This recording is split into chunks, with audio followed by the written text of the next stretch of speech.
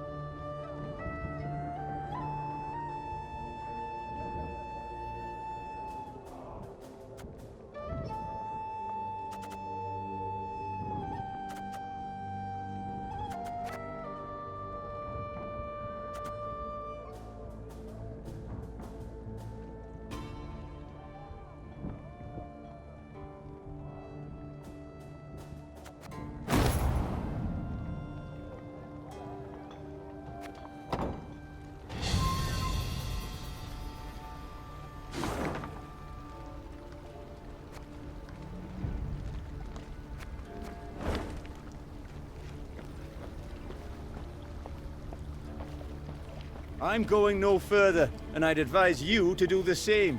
Bandits took the fort to the north. Another dead end. How the demons do I get out of here? Or do I quit this place for good?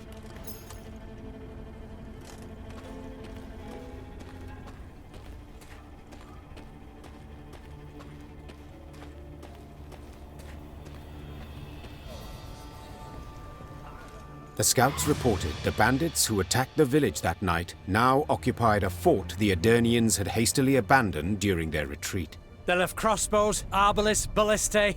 The bandits are armed to the teeth. What's more, according to the local folk, they had a witch among them. In light of these reports, Meve's advisors debated whether it was worth risking a fight with the brigands. Let's call it as it is. Gascon said. The game's not worth the candle. Game? Rayla said, struggling to swallow her anger. They slaughtered an entire village. We cannot let them get away. The stage seemed set for a long debate, when Meve pounded her fist on the table. I am a queen, for God's sakes. I shall not cower before common rogues, even if the entire conclave of mages stands with them. Reynard, have the men prepare their arms. Reynard saluted and left the tent. If one had seen him then, he would have sworn the grizzled soldier smiled to himself, beaming with pride in his ruler.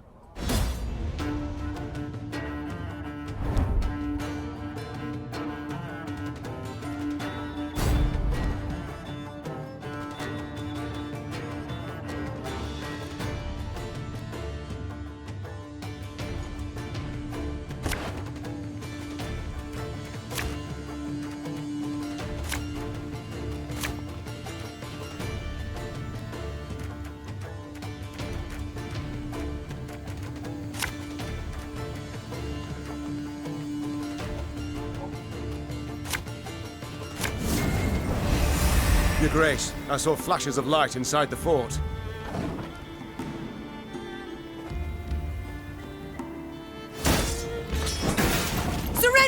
you can!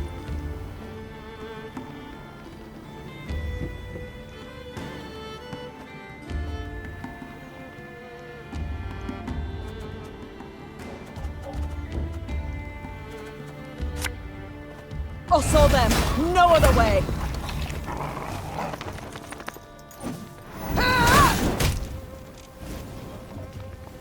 Should have listened to me old lady. This harvest, we'll be reaping black-clad heads.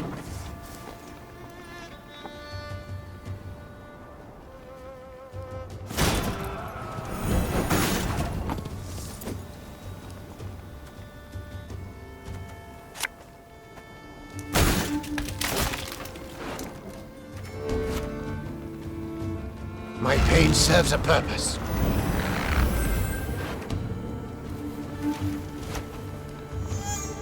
You mad? Don't shake that!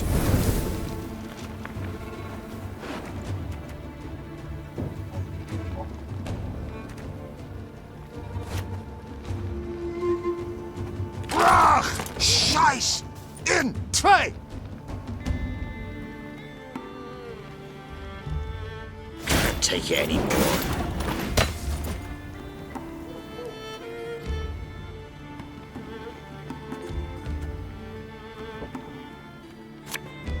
This could hurt.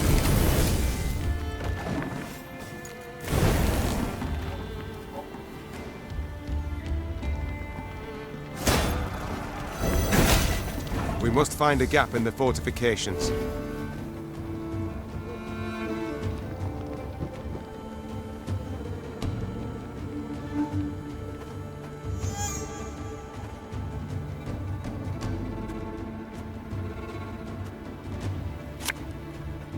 We must trust each other!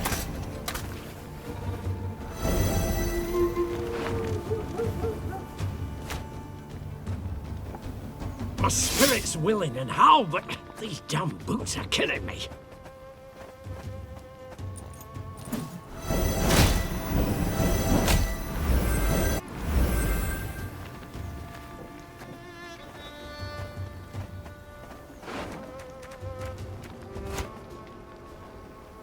Off to the front yet again.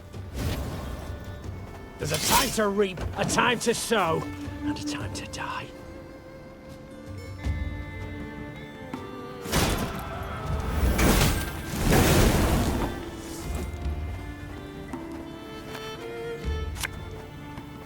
And just when you thought things were about to get dull.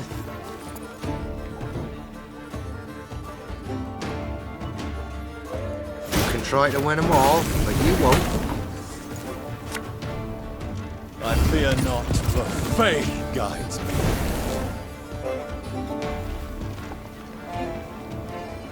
Guy Vettles, hungry like a wolf.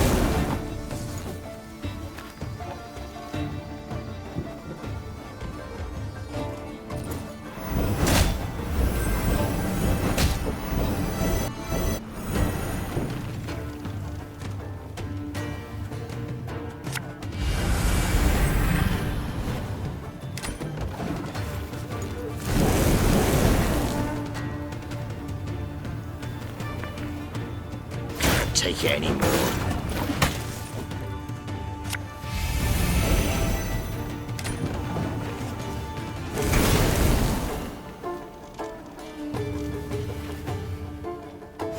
Well, I guess it's gonna take some more patching.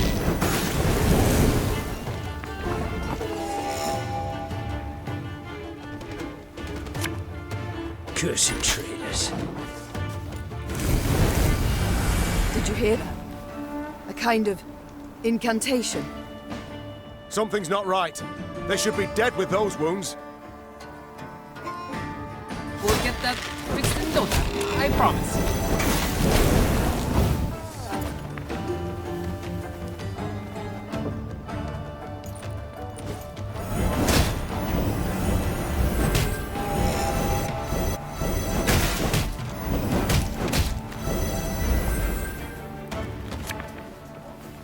What do you want of me?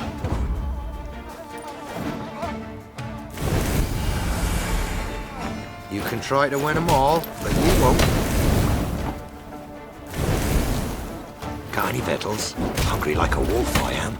The fort is ours, Your Grace. They battled long and hard to take the fort. Meve could have sworn she saw bandits stalking its ramparts. Bandits who moments before had taken a bolt to the head. By all rights, a mortal wound. What the devil is going on here? She swore as she took cover behind her shield. The secret was unraveled only after the battle's conclusion. Meve's soldiers dragged before her a grey-haired woman in coloured robes. The aura radiating from her left no doubt. They had fought a sorceress. It was her healing spells that enabled the bandits to hold off their attack for so long. What is your name, sorceress? Ispel of Tretagor. I take it you did not keep company with bandits willingly? Not at all. They kidnapped me and forced me to aid them. Forced? I do not understand. As a woman fluent in the arcana of magic, you could have freed yourself with little effort. True, I could have. But I would have had to kill, and I swore never to use my talents to harm another. Not even in self-defense? Not even then. Then you live in truly unfortunate times. War rages all around. You cannot hide from it. So be it. Then I must entrust myself to the care of the gods. Or a passing queen. You stand before Meve, by divine right ruler of Lyria and Rivia. We seek the lord of these lands, Demavend. Oh, forgive me for not recognizing you, Your Grace. You do not look like a ruler. More like a mercenary. True, I wear no crown. It was stolen from me along with my country. I strive to reclaim what was taken, and admit the help of a sorceress would prove useful. Thank you, my lady. But you must know, an army is no place for me. Should you wish it not, you needn't fight. We have many civilians among our ranks who do their part in the slaughter. Indirect guilt is enough. My soldiers do not slaughter, they fight. Lofty words, but the result is the same. Piles of corpses. Well, a bandit I am not. I shall not force you. Reynard, prepare the men to march on.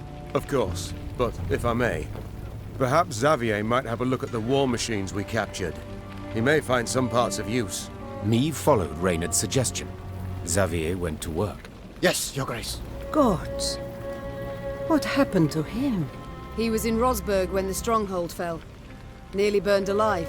How are you healing him? The medics recommended regular poultices of dog's tallow, but whether they've any effect... Of course they've no effect. For such wounds. How he must suffer. In the day he reveals nothing. But at night one awakes to hear him sob with pain. You see? I need healers. I shall go with you. But never shall I use magic to take a life. Do I make myself clear? Yes, you have put it quite plain, and rather bluntly. Forgive me, Your Grace. It has been long since I played the host. I forget the custom. Your spells mean more to me than your manners. Welcome to our ranks, Isbel. Isbel sat in one of their wagons and shut her tired eyes. Her long grey hair seemed to flutter ever so slightly, though there was neither wind nor breeze.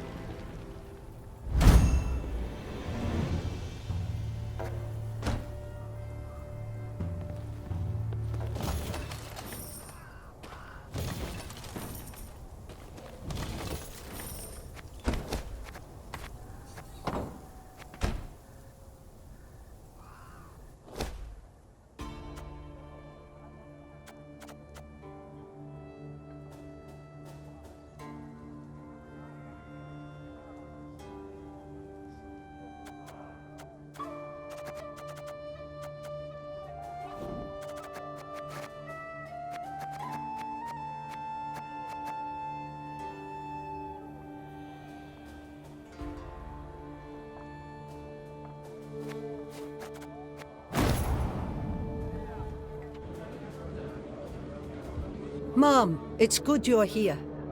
We ought to speak. Yes? Concerning what? I've spent time with your troops, dressing their wounds, treating them. They respect you greatly, would follow you into any fire, any flood. Happy to hear it. They're good folk, one and all. Yes, precisely. In fact, too good to die in a senseless war. Not certain I understand. The Imperial army's enormous. Just how enormous we know, both. Had you all the North's kings at your side, victory would still be unsure. Yet you fight alone. Know well you cannot rely on them. You forget yourself, madam. Forgive an old woman, Mom. At my age, memory can indeed be fleeting. For instance, the memory that all rulers are the same. I thank you for reminding me. Isbel, I may yet surprise you. You're proud, persistent, and sure of yourself. Just as I was at your age. It may work in your favor. Only time can tell. Meanwhile, how might I help? You're no village witch, no healer. That much is clear. But nor do you look like our northern sorceresses. I use no glamour, true.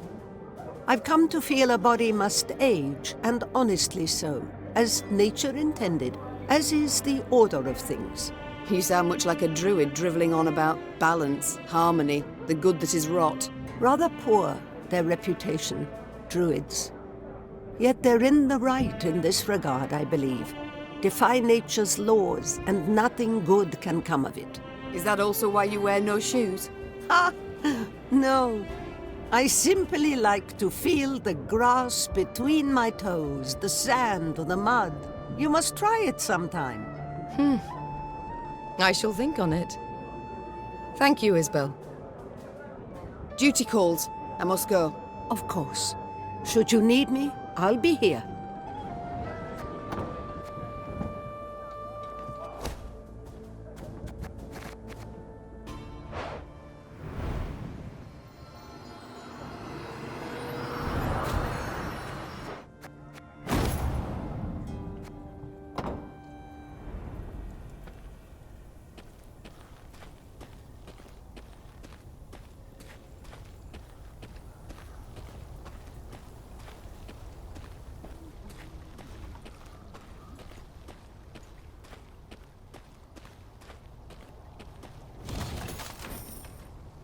The ruins still smoulder. Nilfgaard passed not long afore. They must be close. No doubt they already knock at Aldersburg's gate. We must make haste. Brave warriors. Fled so fast, didn't manage to pack.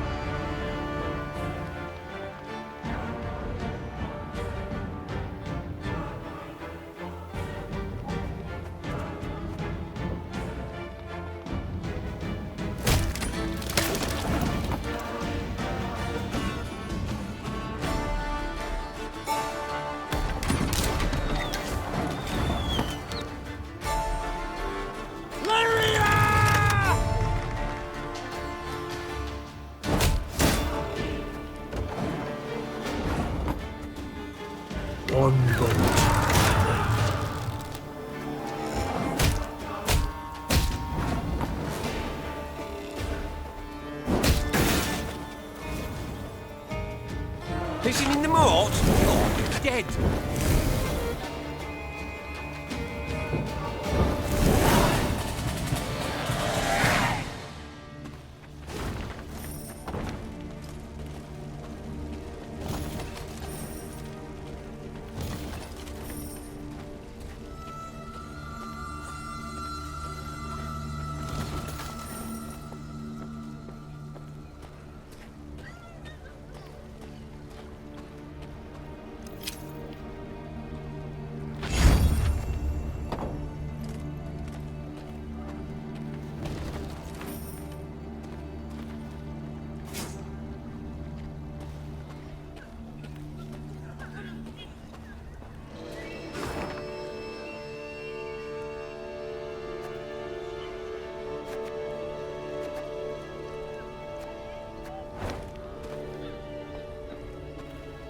Meve shook her head in disbelief as she surveyed the landscape before her.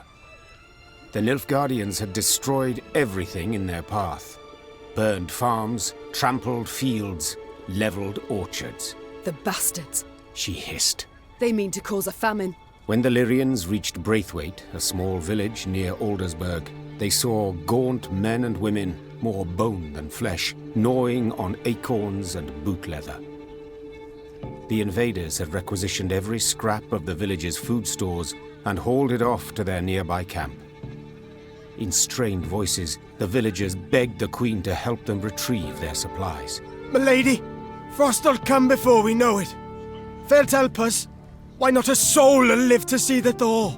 Meve looked around at the blackened, scorched village, at the walking skeletons who dwelled in it.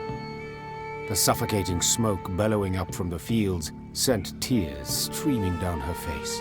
I'll do what I can, was all she said. She knew this was not the time for a rousing speech. She needed to act.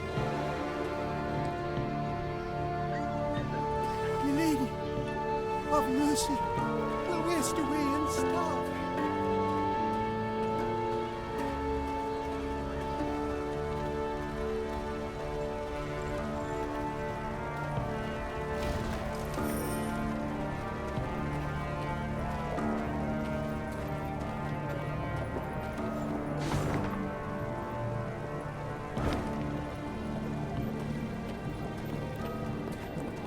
The Lyrians reached the outer defenses of the camp where the Nilfgaardians had taken Braithwaite's food stores.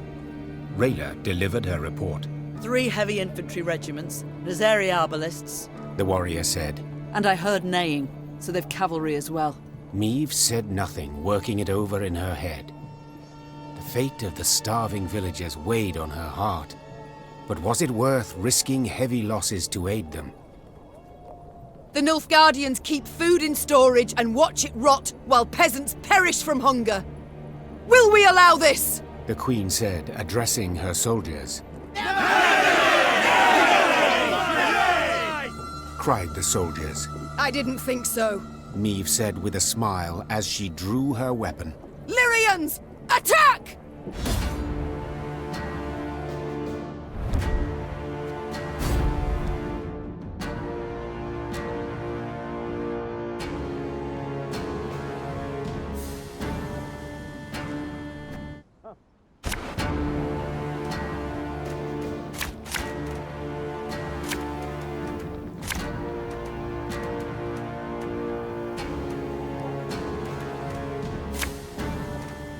Today our swords shall taste imperial blood!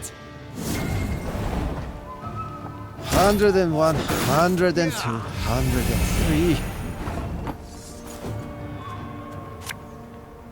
This could hurt.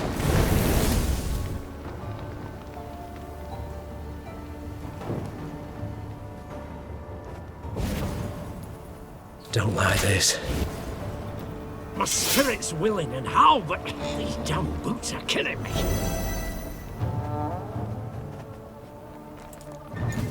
Ah!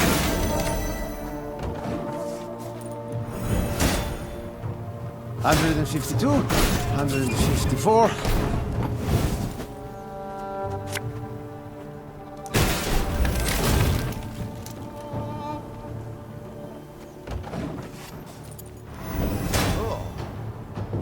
Life is mine now.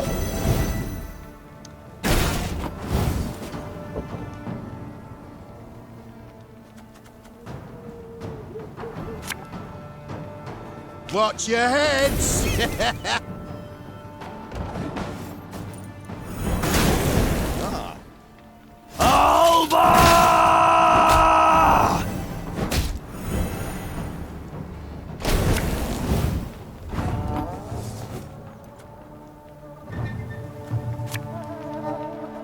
Enough chit-chat. Draw your weapon.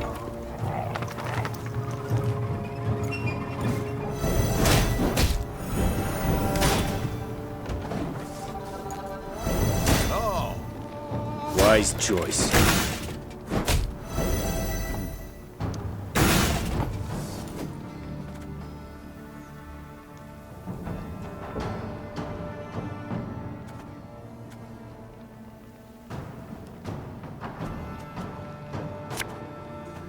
It's not too late to walk away. My scars? No, they don't hurt.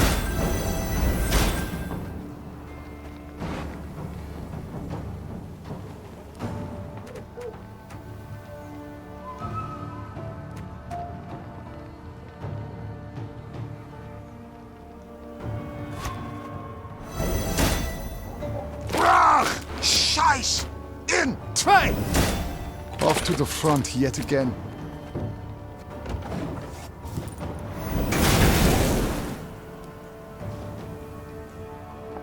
Very glad!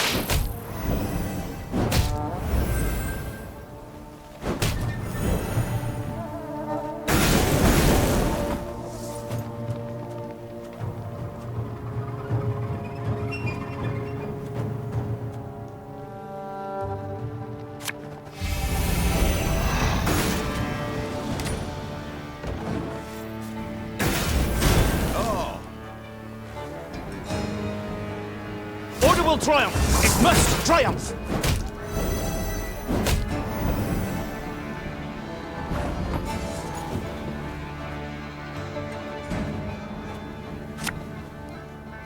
Go, hop, hop!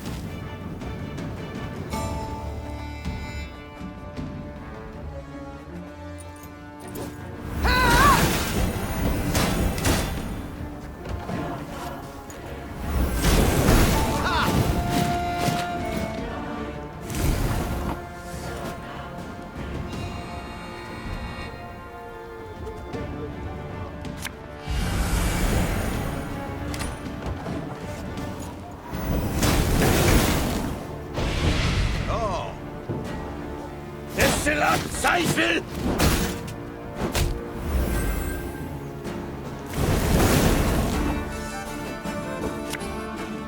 Discipline shall bring us victory!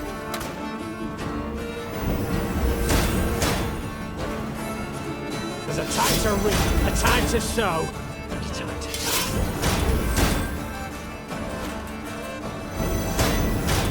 die. Tell me you jest. I'd hoped we could solve this some other way. Should have listened to me, old lady.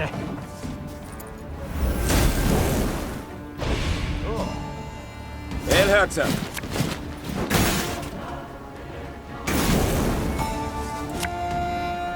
The unworthy shall be punished.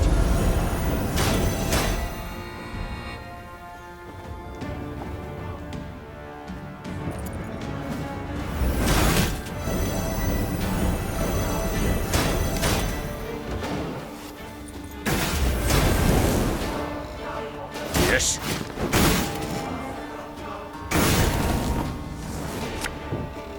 Nothing personal, I assure you.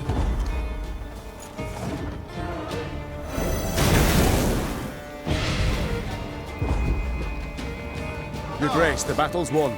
We've secured the storehouses.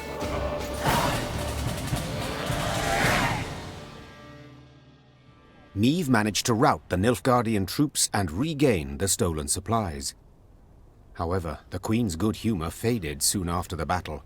Her soldiers began loudly demanding she not return to the village, but keep the food for her troops. We've nigh empty bellies too, my lady.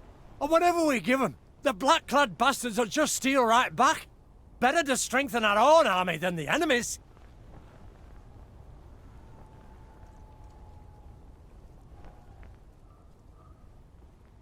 Easy it would have been to take offense at the soldier's words, to accuse him of greed. But his words held much merit. Meve's army had no less need for the food than the peasants, and in war-ravaged Edirn there were few chances to replenish their supplies. After a moment's hesitation, the Queen announced her decision. We shall divide the food. Half we return to the peasants, half we keep for ourselves.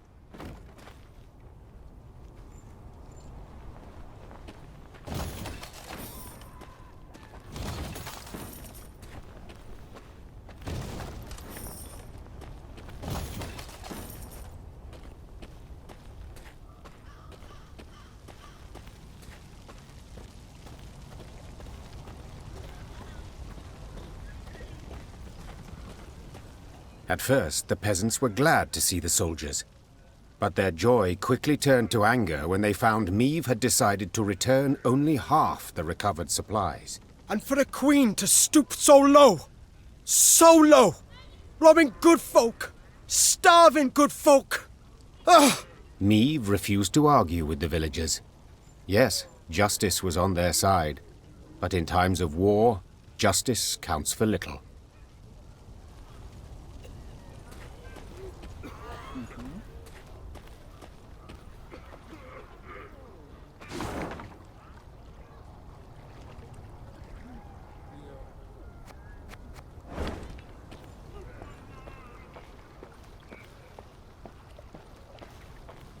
Meve's mount reared and flattened its ears, spooked for no visible cause.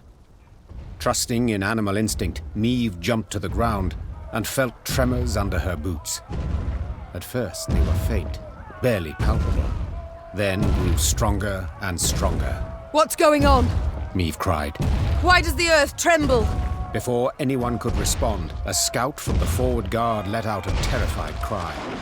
A moment later, snapped trees crashed down around them, and out of the woods came a 30-foot-tall stone giant. Gods, whispered the queen. What is that? A golem. Isbel whispered back. Favorite servant of Nilfgaardian mages. As if to confirm his words, soldiers marched out from behind the giant, clad in heavy black plate. Their leader, however, wore but a light tunic, and his hands glowed with a strange blue light. Dithen Quan and Lyrian! He shouted, giving the order to attack. Glor and Ard Feyin!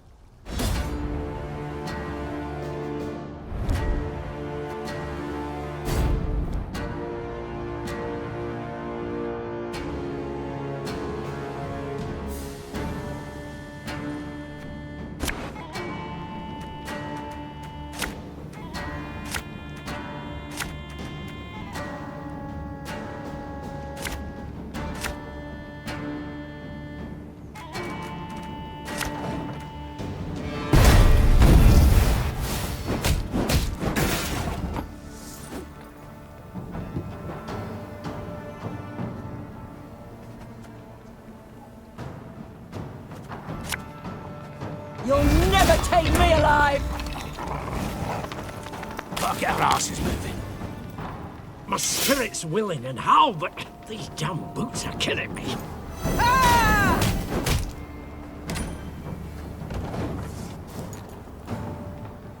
I live to serve. Ma, break the mage's spell, and the golem's power will wane to naught.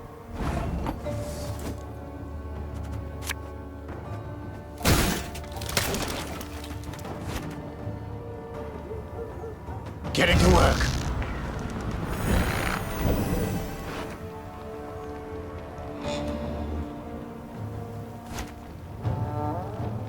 Her Majesty knows what she's doing.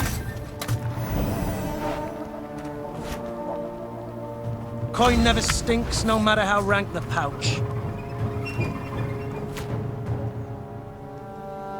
Quiet, or the Commissar will hear.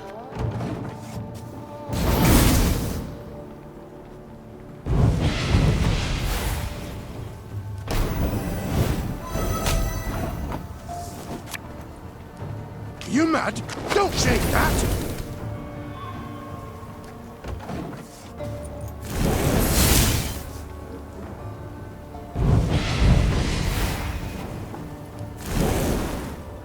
The mage! Kill the mage! This could hurt.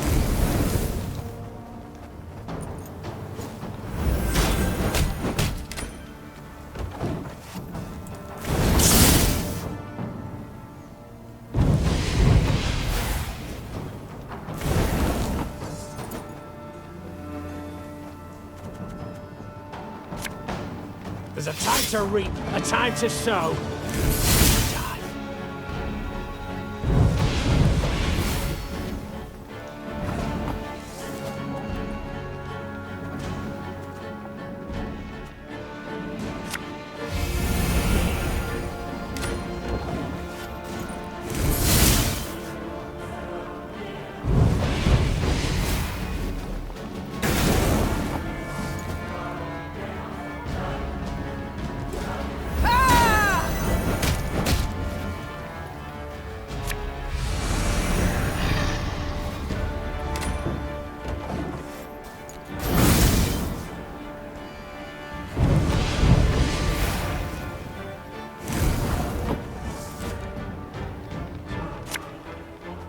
Don't like this.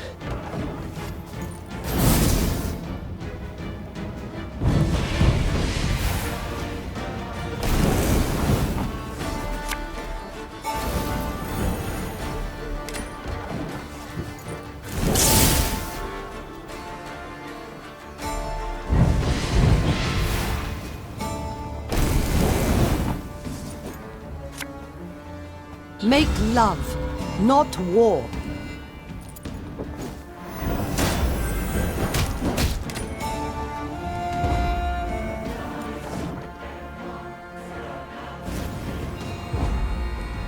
Your Grace, it worked!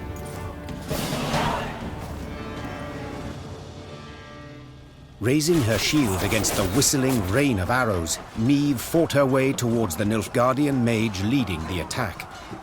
At close quarters, magic arcana would stand no chance against a well-swung blade. Meve roared, delivering a powerful blow. Her blade severed the mage's aorta, and drowning in his own blood, he fell to the ground. He choked out by way of last words. Then the blue aura coming from his hands flickered out, and the stone giant thundered to the ground in pieces. When the dust of the battle had settled, the Queen ordered her men to search the Nilfgaardian camp. In the mage's tent, they found a rare instrument used to communicate at a distance, a megascope. The crystals encrusted in its brass frame were still warm, meaning it had recently been used to conduct a conversation. The burning question was, with whom? Isbel! Yelled the Queen. The mage dutifully came closer. This device. Could you activate it? Yes, Your Grace. But are you sure? I am. Get to work. Isbel nodded, then began calibrating the magic device. Finally, something clicked. A light flickered on, and before Meve's eyes appeared the outline of a Nilfgaardian general. Speak common, please. I know not your tongue. Oh, forgive me. I thought I spoke to someone else. Good to see you in good health, Queen. Or ex-Queen, I suppose, would be the more apt title. Instead of fretting so much over my title, give yours. Of course. Where are my manners? Duke Adel Ebdahi, Grand Chancellor, Commander of Army Group East. I believe you've heard of me. Of course I have. You are the coward who, instead of facing me himself, employed traitors to do his bidding. What you call cowardice, I call diplomacy. And you must admit this diplomacy has proven quite successful. First Lyria, then Rosberg, and southern Edern, all taken without any real losses. Enjoy it while you can. Easy victories are short-lived. Is that what you think? I'm afraid you're in for an unpleasant surprise. Is that a threat? No. A simple prediction. Enough of this. Why use this megascope? What is it you want?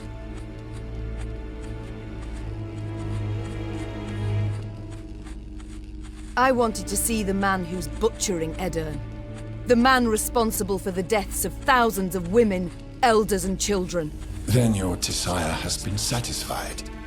It was I who gave the order to cleanse this land of unwanted elements, to prepare it for settlement, for... Unwanted elements? Those are living folk you speak of.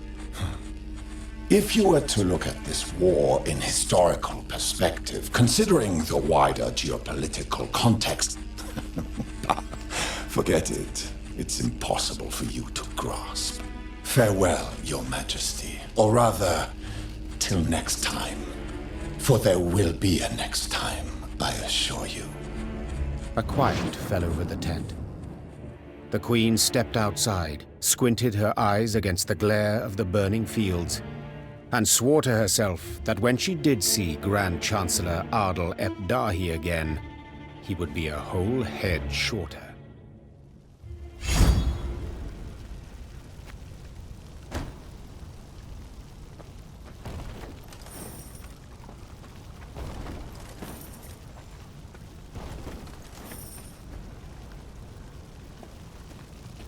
All destroyed.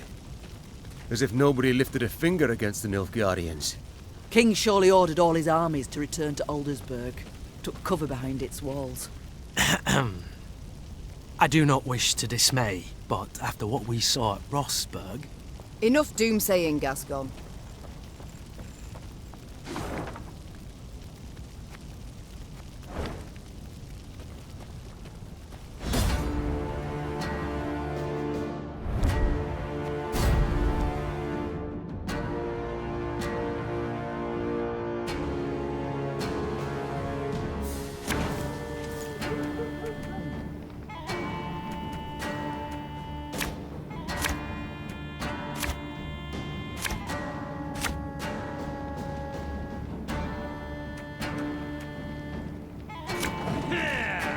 Scrubbing duty again? Oh, gods. Enough chit-chat. Draw your weapon.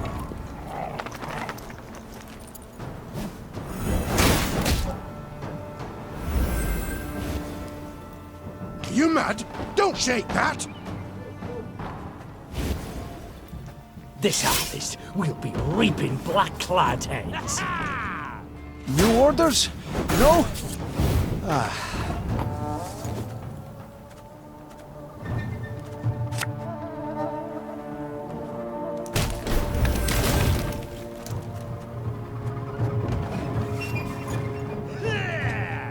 Wise choice.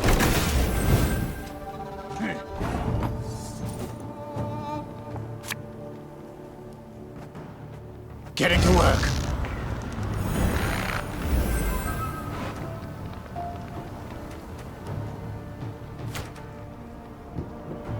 I fear not, for faith guides me. Don't like this. So much anger and suffering. For what?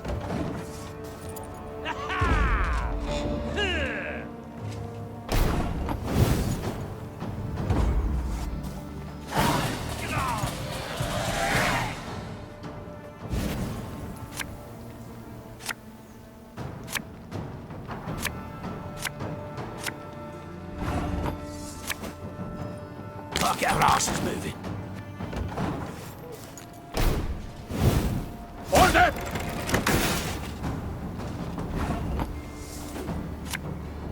My spirit's willing and how, but these damn boots are killing me.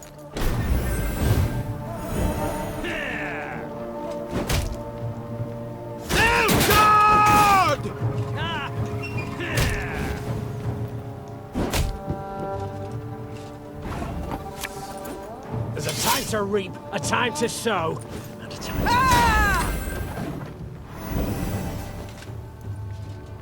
Infantry!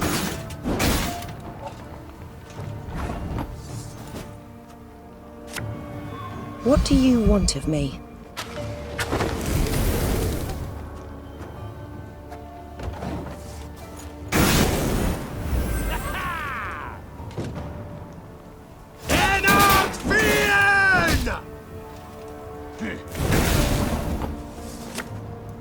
Watch your heads!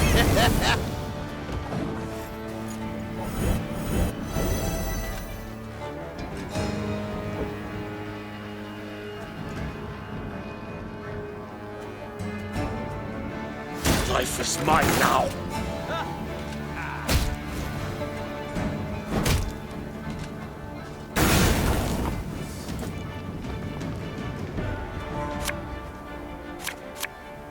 Quick and painful this'll be.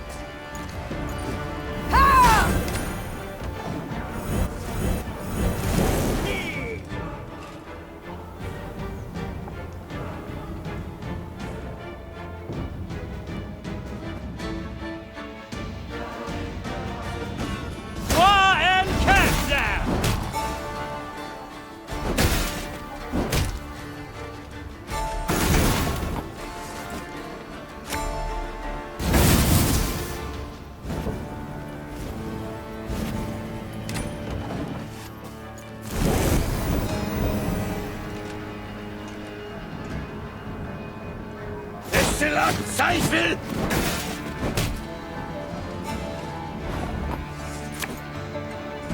Her Majesty knows what she's doing.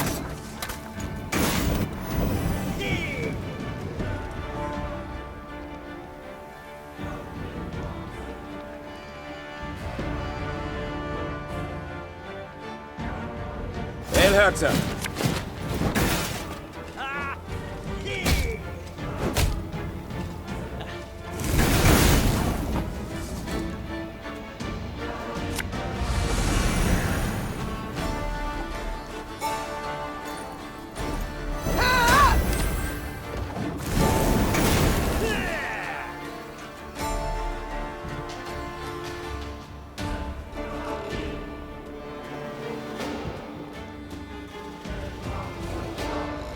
Yes.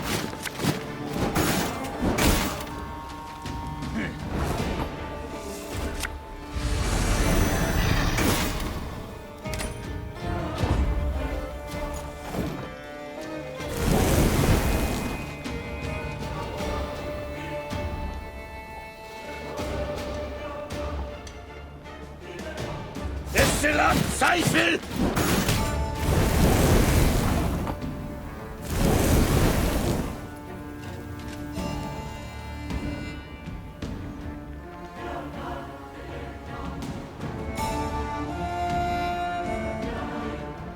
Hail, Herzer!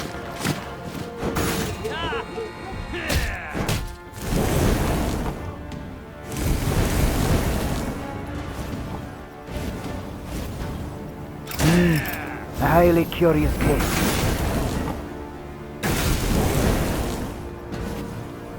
Egreto dum anime est, fate est.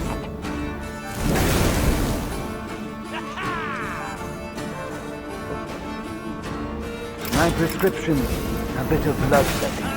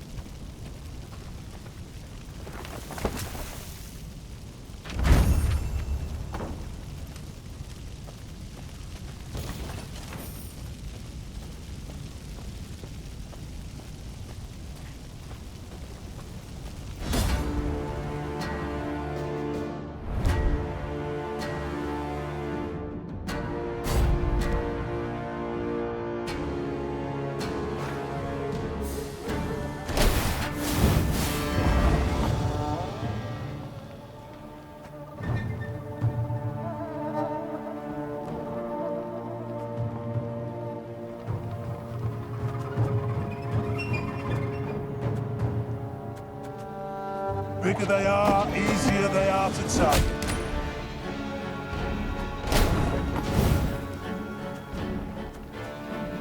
It's gonna be a right good levy, big and beautiful.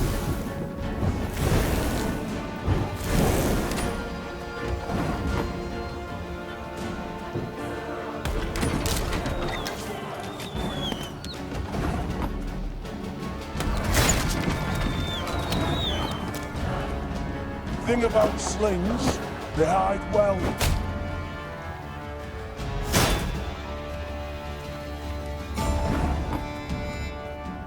Hey?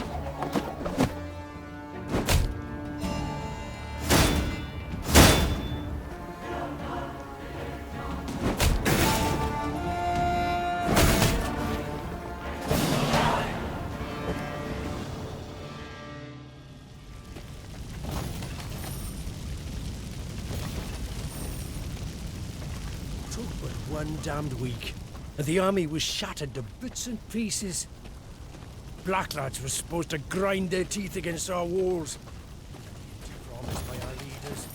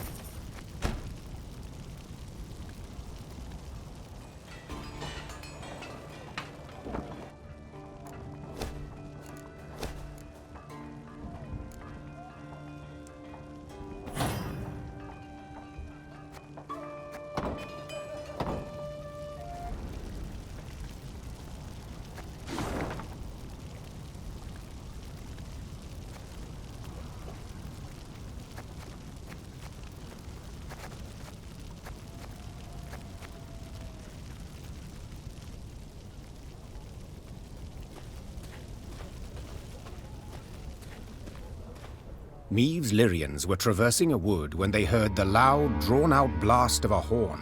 One of our scouts? The Queen asked, clearly perplexed. She turned in her saddle to face Reynard, who shook his head. Strange. Gascon, appoint a few of your strays. Ones who know how to blend in. Have them sniff out who blows that horn. And why. The scouts returned a short while later with their report. Soldiers had pitched camp in a nearby meadow. They wore Edirnian uniforms, cut by sashes bearing a golden sun. They addressed their leader as Fulberson. Know the name? Rayla said. Fulberson went over to the enemy first day of the war, took his whole division with him. Your Grace, a chance like this won't come again. Let's teach the traitors a lesson. We must send a strong signal. One all the North will hear. From the Yaruga to the Dragon Mountains. Announced the Queen. Whoever collaborates with the invader shall pay with his head. Prepare to attack. Rayla nodded, clearly pleased. The Lyrians surrounded the meadow marked by their scouts. Moments later, a flaming arrow pierced the sky, giving the signal to attack.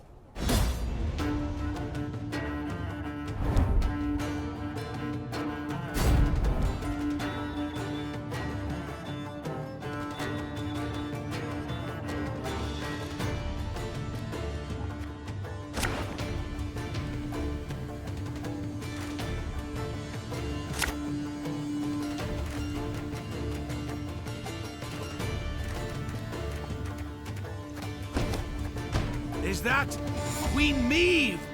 To arms!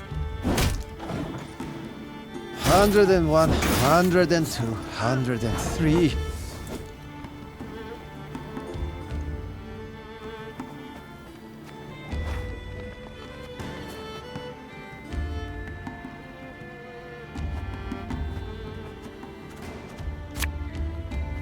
I'll fight to my last breath.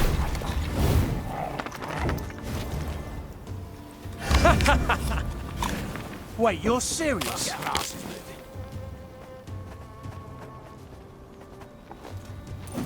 Ah!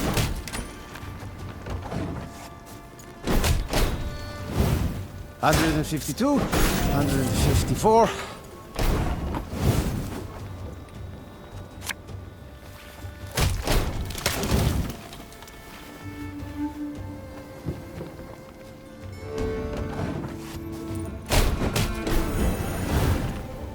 Scrubbing duty again? Oh, gods. This man has suffered much.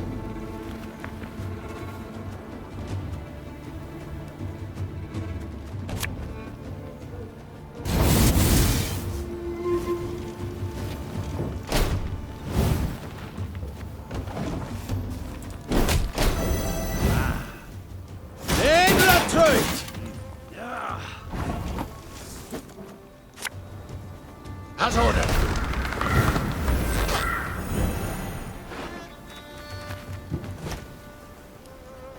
Company! Forward march! This could hurt. God's blast it. My breastplate chafes. Brach! Scheiß! In train!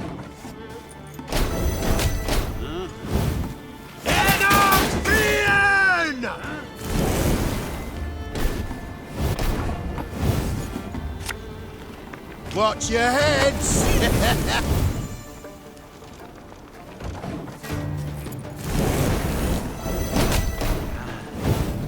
Hellkatzer!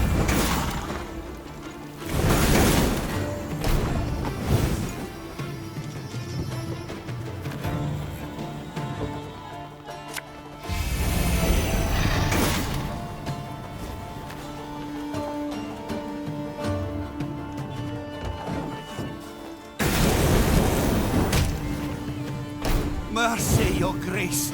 We surrender.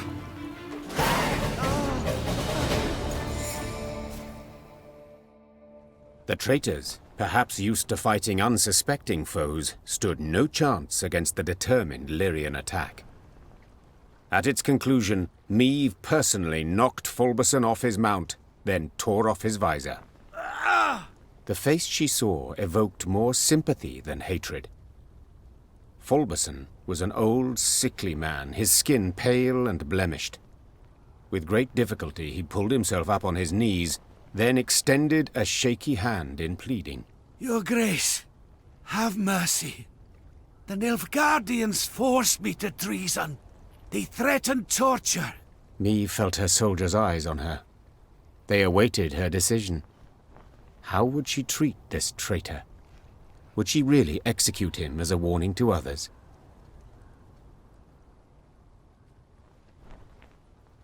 I hereby dissolve your division, Falberson.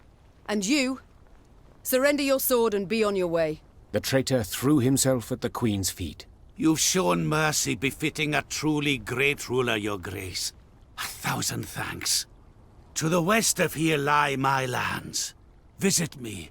I shall throw a sumptuous feast in your honor and provide a generous donation to your fight against our common foe. Meve ordered Fulberson to stand. Her Lyrians reluctantly stepped out of the departing traitor's way.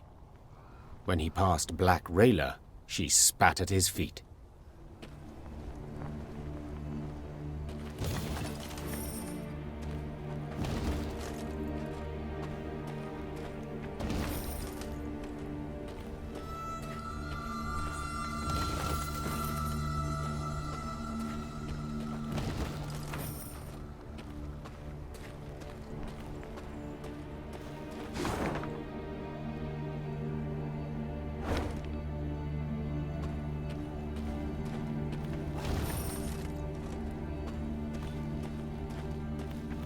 Meve and her Lyrians arrived at Fulberson's lands, home of the traitor she had let live.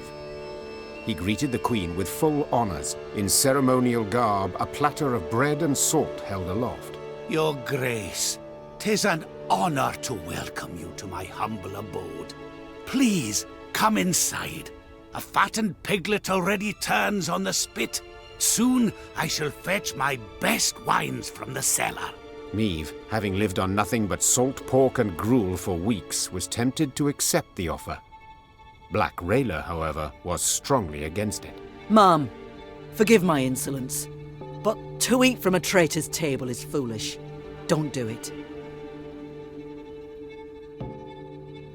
Heeding Rayla's plea, the Queen declined Fulberson's invitation. Clearly saddened, he escorted the Queen to the bounds of his estate. I thank you once more, Your Grace, he said, bending to kiss her hand. And I swear from now on, I shall support the North as best I can. Meve nodded, then went on her way. She wondered whether the old man would keep his word, or, as soon as the Lyrians disappeared over the horizon, once again don an imperial crested sash. 'Tis a great pity Your Grace hasn't time to feast with us.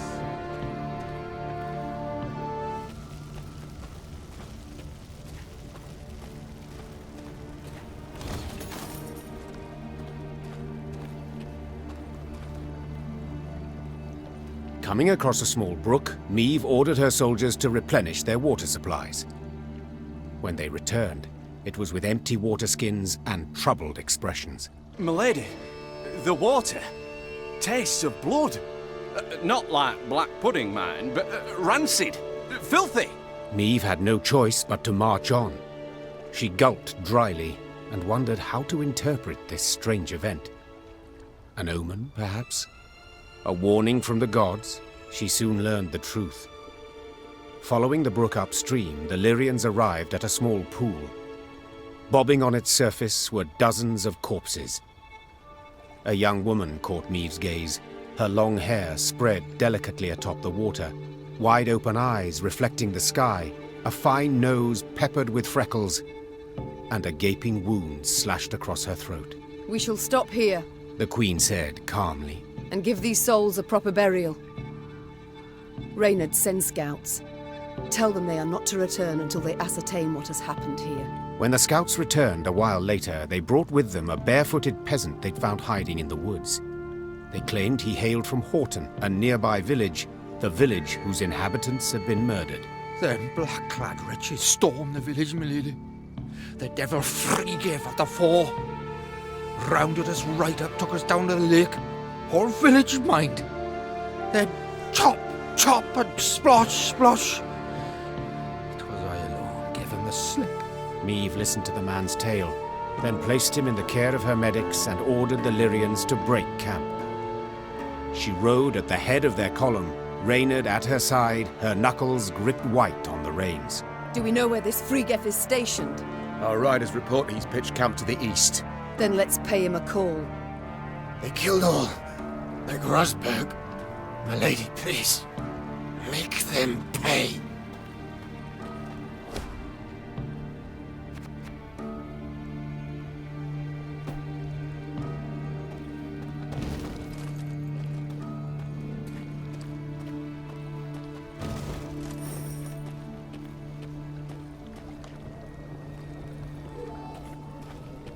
The Lyrians had no trouble finding Vriggev's camp. It was the size of a sprawling town. Meve stopped her caravan and called for a council. The first to speak was Reynard. Seems our scouts were both right and wrong, Your Grace. They did pinpoint General Friggev, the Butcher of Horton. Unfortunately, they underestimated his detachment. It is much larger and better armed than our own. That changes nothing, Meve said, forestalling all protest. If I leave him unpunished, without so much as an attempt, I shall never be able to face my reflection again. We must attack. Reynard bowed and passed the order to the Lyrians. Later that same day, Meve and Friggev's forces stood face to face on the field of battle.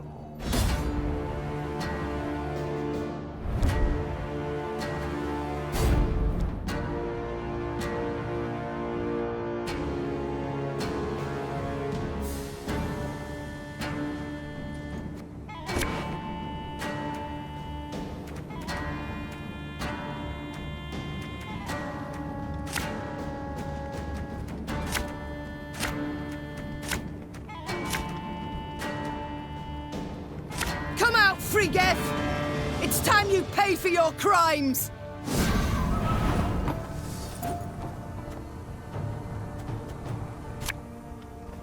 The Demavend!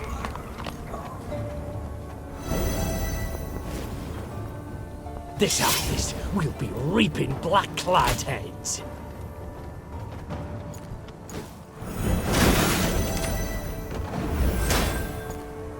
You are dogs! There! Friggev! I see him! We've got to catch him!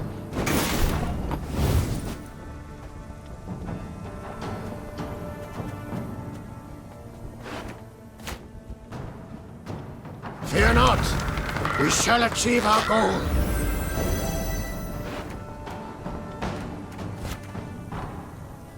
Discipline shall bring us victory!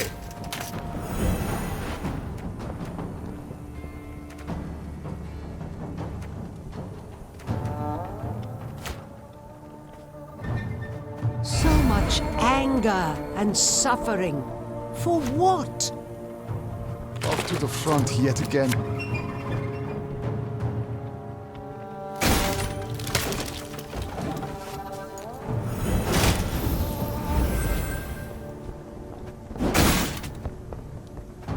Life is mine now! Catch!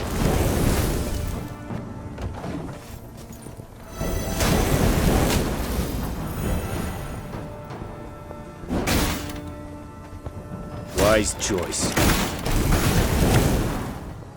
The Horsens. My spirit's willing and how, but these damn boots are killing me.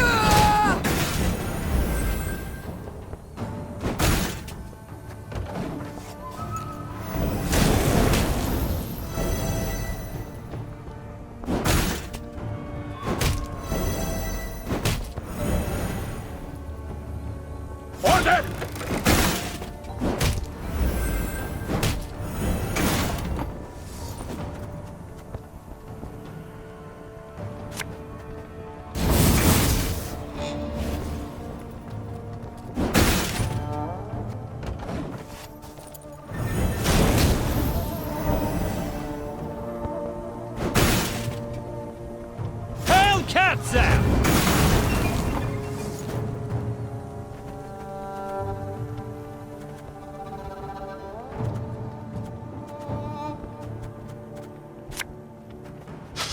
I smell a leak.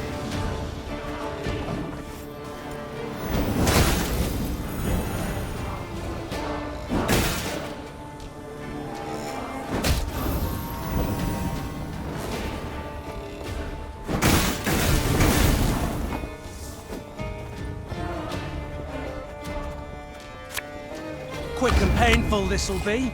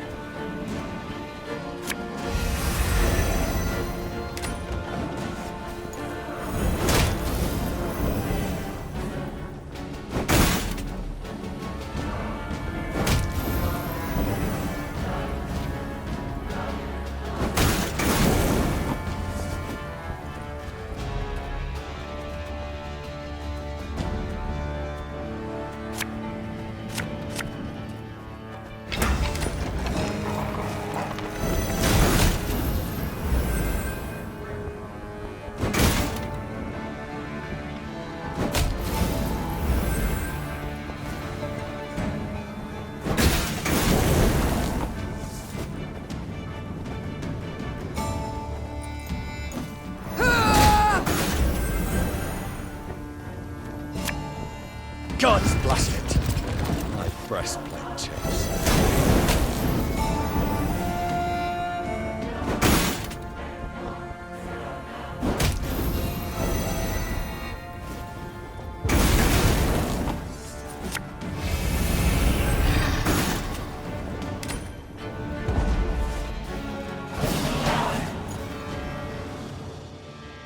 The Lyrians won the day, despite their foes' distinct advantage.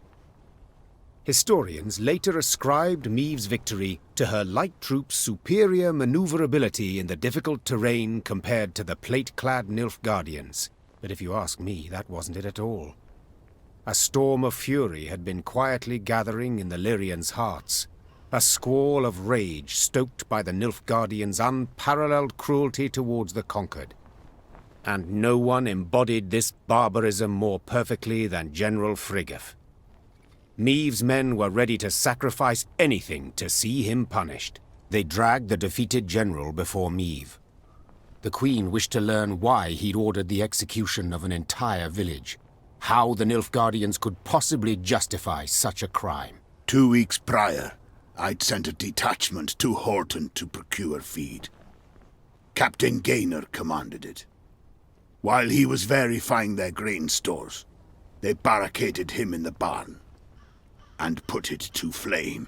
The Queen listened to the general's story, her face a mask, betraying nothing. Murdered. One man was murdered. Frigga raised his eyes to Meve's. The Queen was surprised to see them wet with tears. Yes, my lady. My son. The general's simple words bore pain, grief, and a thirst for revenge that would never be slaked. The Queen had to decide what to do with Frigga. No doubt the general had earned punishment, the harshest possible at that. Yet, such a weighty personage could fetch a hefty ransom, and Meve's army desperately needed the gold. In the end, the Queen decided to return the general for a golden ransom. Whether she chose the path out of mercy, moved by the Nilfgaardians' tears, or out of pure material calculation, sensing an excellent chance to replenish her war chest, it is hard to say. One thing is certain. Her men were crestfallen at the news. They had challenged Friggaf's greatly superior forces in the name of justice, not gold.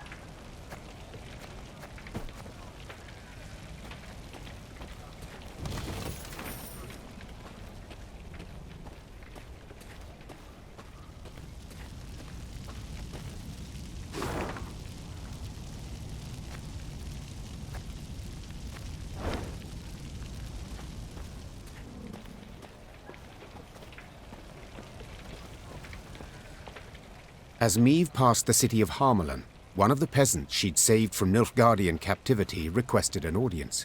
Be taking leave of you here, milady. Folk from our parts lives in Harmelin. We'll manage. But, milady, we thank you for taking pity on us, time and again. We've nothing, milady, or nears enough. Black-clad bastards took all's worth taking. Except in this amulet. Been in my family for ages, kept us from harm. May it do the same for you. Meve wanted to say she did not believe in peasant superstitions, but when she took the ivory pendant in hand, she felt a curious warmth from it. The peasant bowed, then joined the others as they trod off towards Harmelin. We're safe behind these walls. At least for now.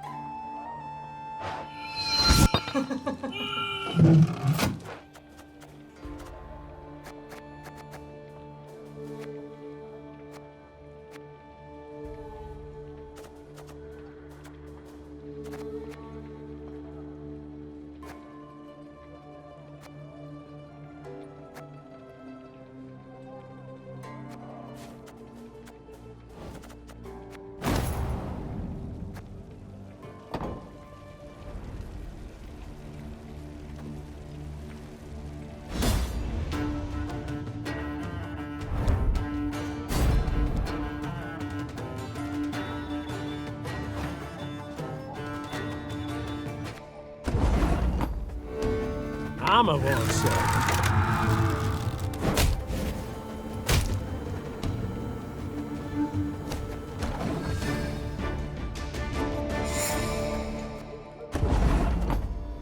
Armor won't save.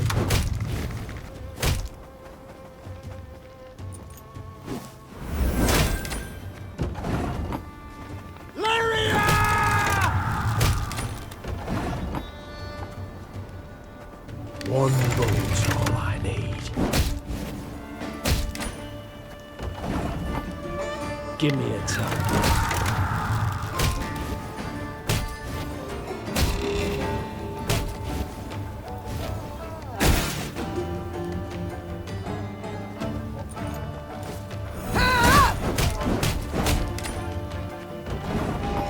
Our ballista, your command.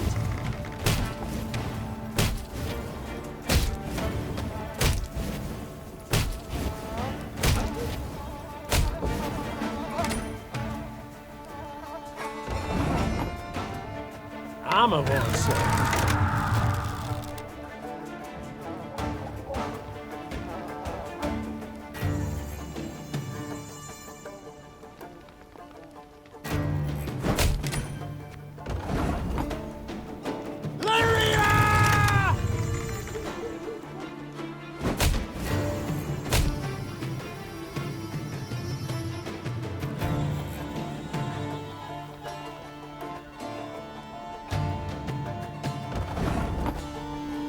One bolt's all I need.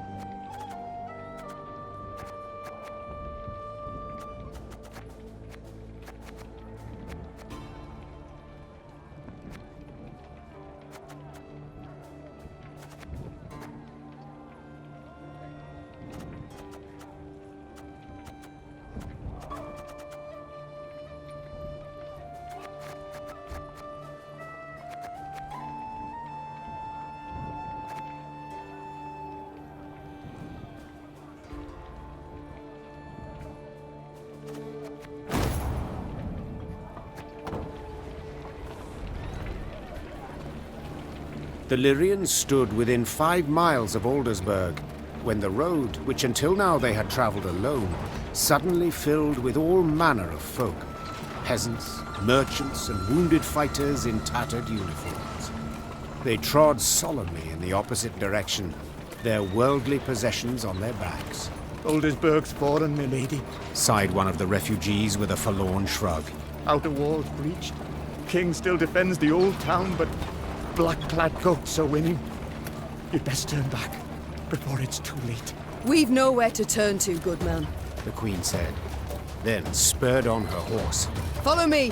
The Queen galloped so fast the wind squeezed tears from her eyes, the Lyrian cavalry close at her heels. Hoofbeats thundered down the high road, and the crowd of refugees parted, making a path for the charging riders. Faster! Faster! Soon they set eye on Aldersburg. A red glow filled the horizon. The wind carried screams and the clanking of steel. The once proud city was quickly turning to dust in the Nilfgaardian sun. The Nilfgaardian force moved to block the Lyrians' way. Without slowing, Meve cut down the infantryman who tried to drag her from her saddle with a hook. Her head in a winged helmet fell to the ground, leaving a bloody track. Lyrians! Attack! Meve shouted. Take no prisoners!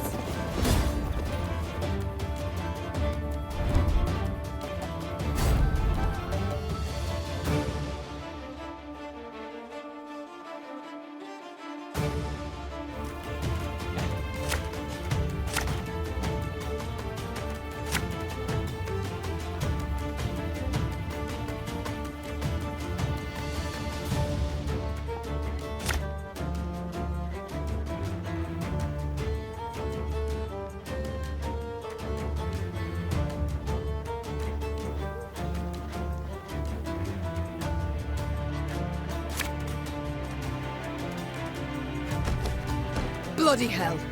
You shan't stop me. Not now!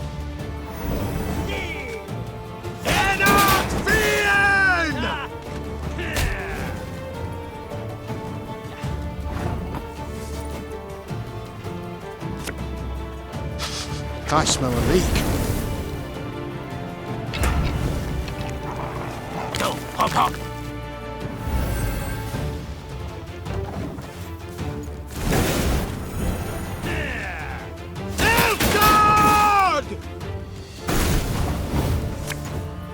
My spirit's willing and how, but these damn boots are killing.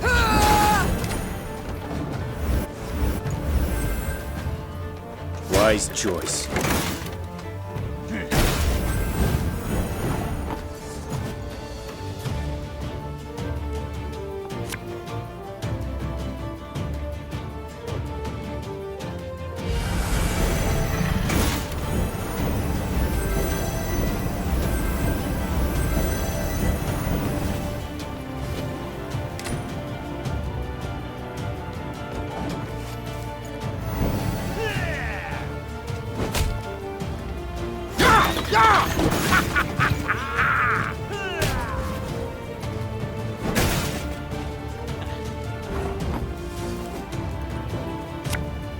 You mad?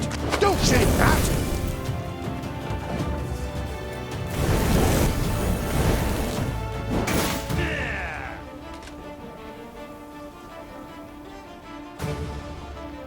Elherzer!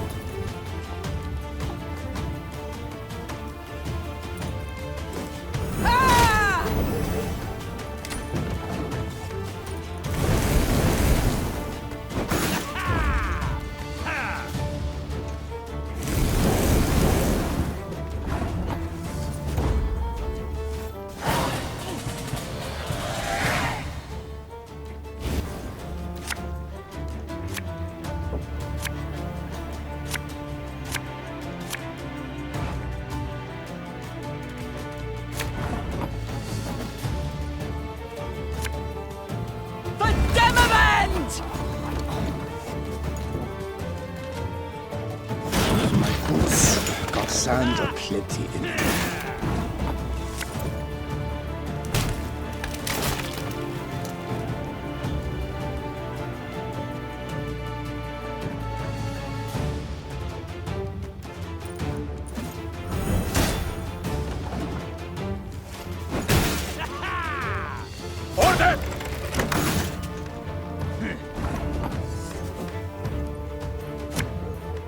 As ordered.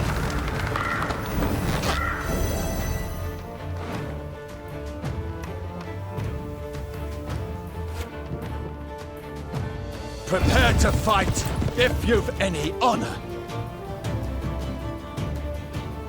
I'd hoped we could solve this some other way. Tell me you jest.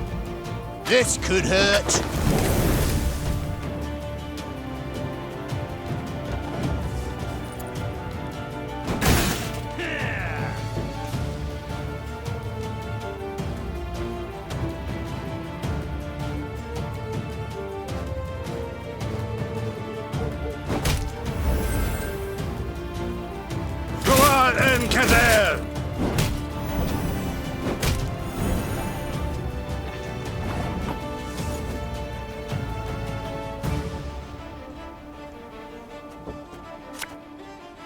Discipline shall bring us victory!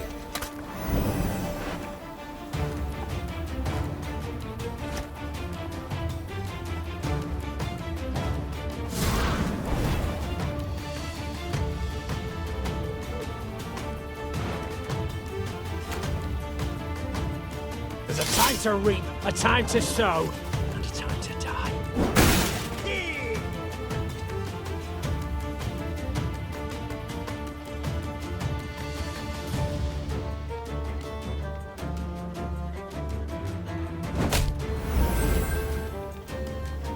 Very gloire!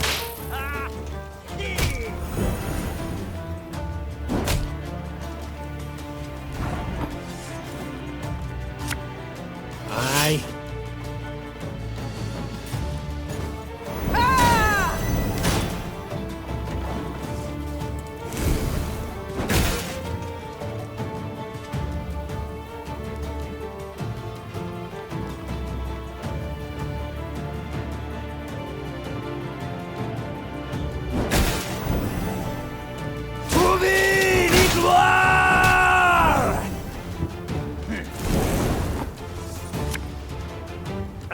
Should have listened to me, old lady.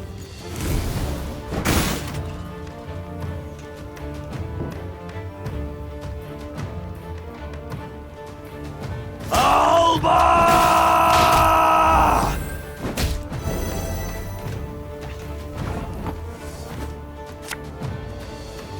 Quick and painful this'll be.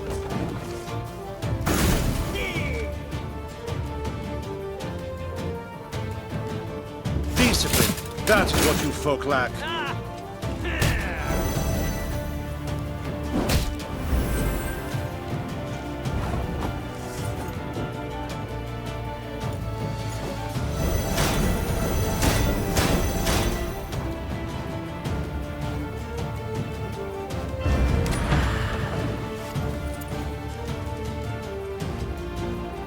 Very gloire.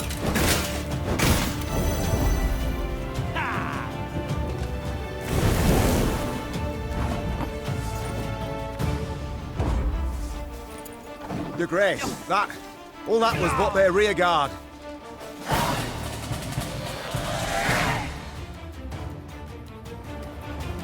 The Lyrians managed to scatter the Nilfgaardian battalion, one of many besieging Aldersburg. Their scouts brought before the Queen a prisoner freed from the invaders. Meve inquired about the situation in the city. Turned the right slaughterhouse it has. The Imperials, King had the city cleared, my lady, but didn't budge himself. Holding out with his guard in Old Town, walls still standing there. Said he'd fight to the end, come what may. Meve weighed her options. The situation looked dire. Demavend, to whom she had come for help, needed help himself. Nilfgaard enjoyed an overwhelming advantage. The small Lyrian detachment stood no chance of breaking the siege.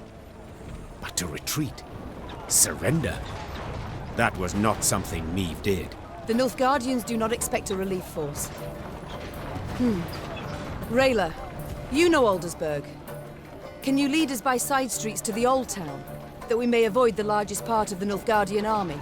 The warrior nodded, and without waiting for any further orders, strode out in front of the party. Reynard followed her with his gaze, clearly troubled. And And what then, Your Majesty? We burst into the lion's den and...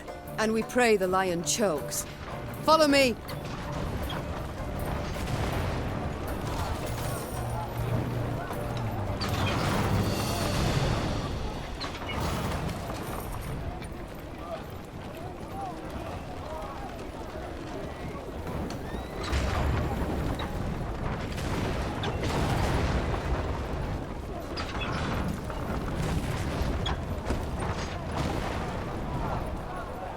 Gods have mercy. And demons take it all!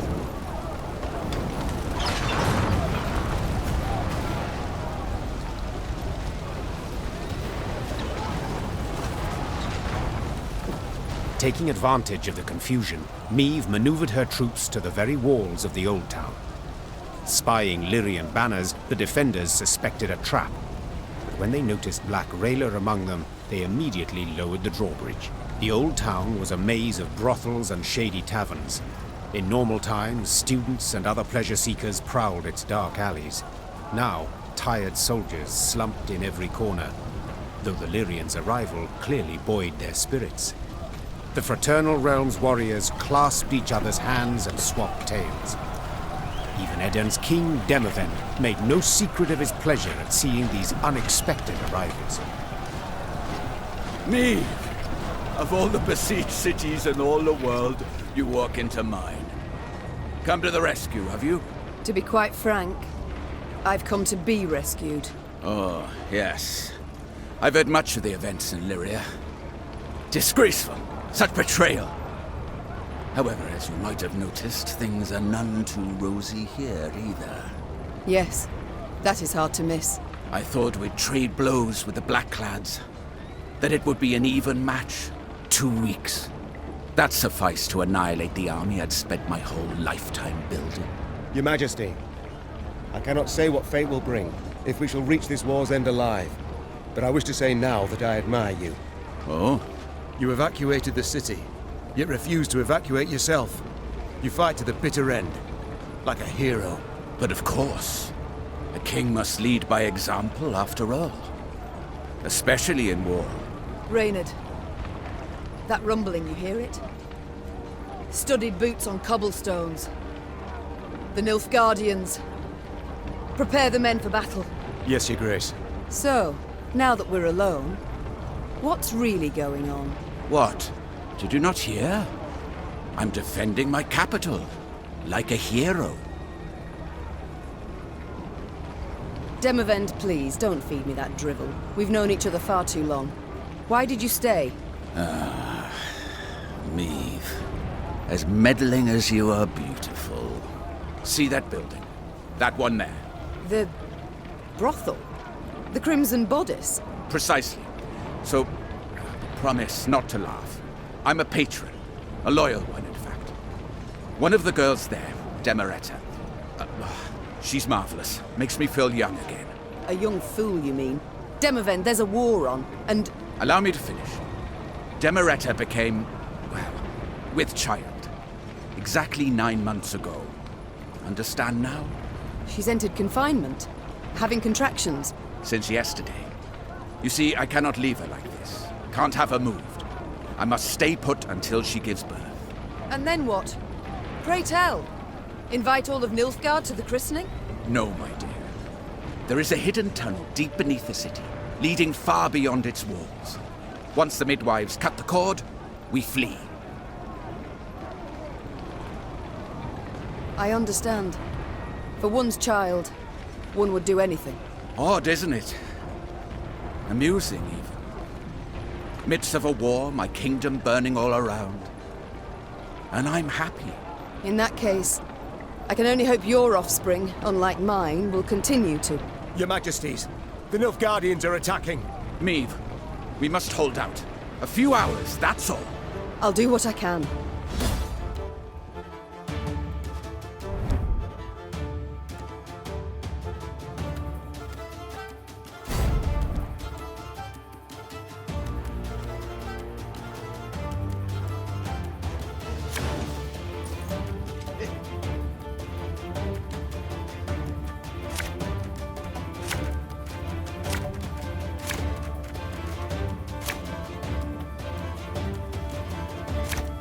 king! We must stop them!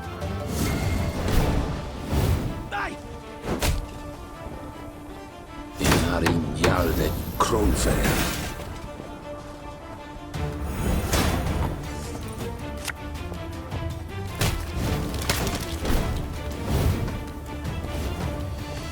Aye. So much anger and suffering. For what?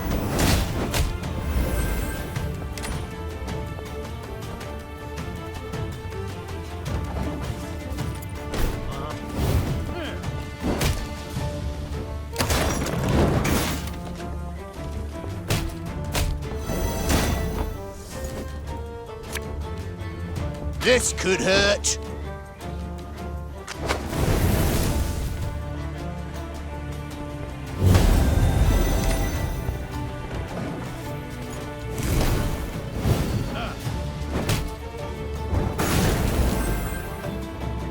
Barbarians.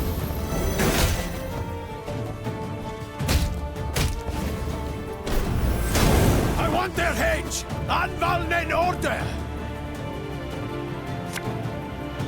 Watch your heads! Meve! They're getting close! Devils take all! Help me!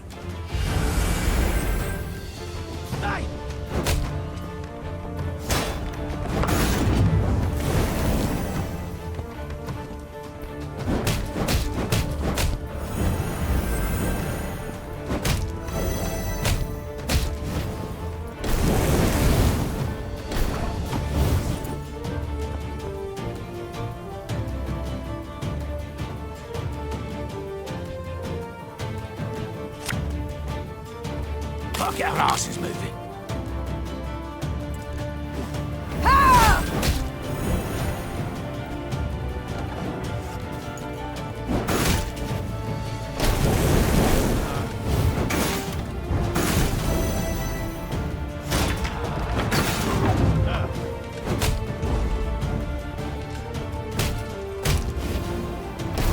Meve! We must hold on a bit longer.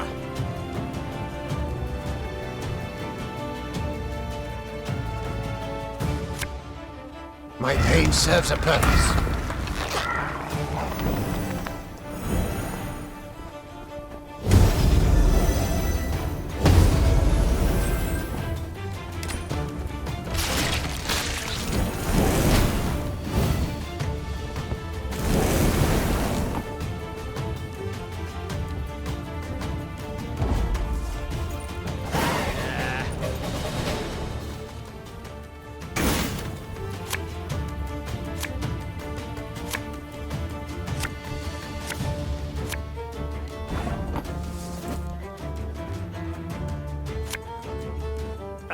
Should have listened to me, old lady.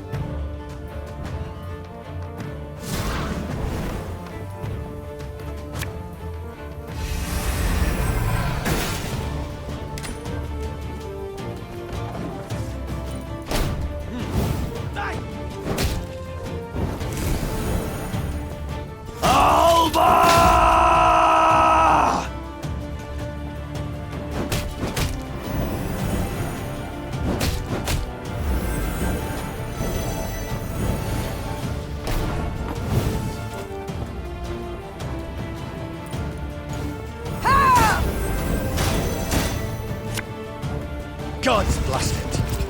I'm pressing, chiefs.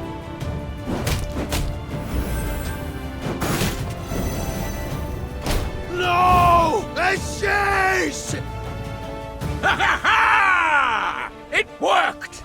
Now retreat to the tunnel!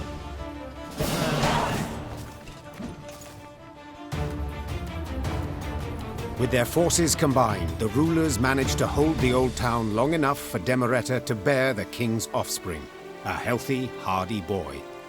When the midwife slapped the infant, his scream carried above the roar of battle. Soon afterwards, the defenders abandoned the walls and left the city through a secret tunnel. The Nilfgaardians, furious that not one but two northern sovereigns were among the escapees, razed Aldersburg to the ground. Thank you. If not for you, the devils would have devoured us. I should say it was nothing. But the truth is, I need your aid. Aid? But you see, my army is no more. I must pull back, regroup. Pull back?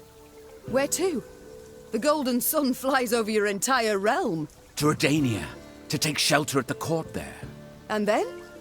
Will you sit and watch the fool juggle apples as Nilfgaard parcels all Edirn out to its settlers? Meve, one must know when to fold and when to double down. Nilfgaard has stretched the front. Winter will soon be here.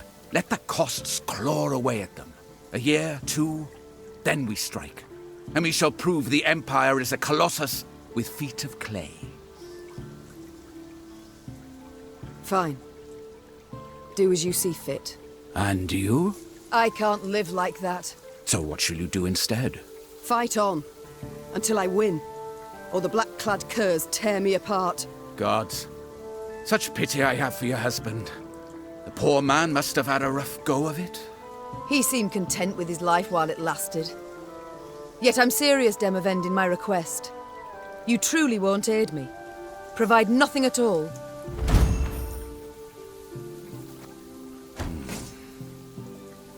I will tell my men whoever so wishes can join your party and fight on.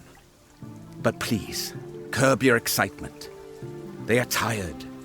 Few will choose the path of greater resistance. But...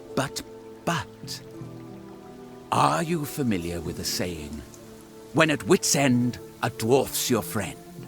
Yes, it and many others. Yet as much as I appreciate folk wisdom, I prefer facts to philosophy at the moment. Preferably facts relevant to my situation. How about this? Mahakam is but a week's ride from here. And there you'll find thousands of dwarves armed to the teeth. Enough to turn the tides of this war, I venture. Yes, they could. If not for another fact. That the dwarves have always been famously indifferent to strife between humans. They'll never come to my aid. I doubt they'll even let me into their land. Unless you show them this. The leaden ring. A token of amity given to me by the Elder-in-Chief. That's not to say they'll welcome you with open arms. But they will hear you out. And that is something. Dwarven infantry I'd make good use of. I shall do as you say. Or at least try. Good.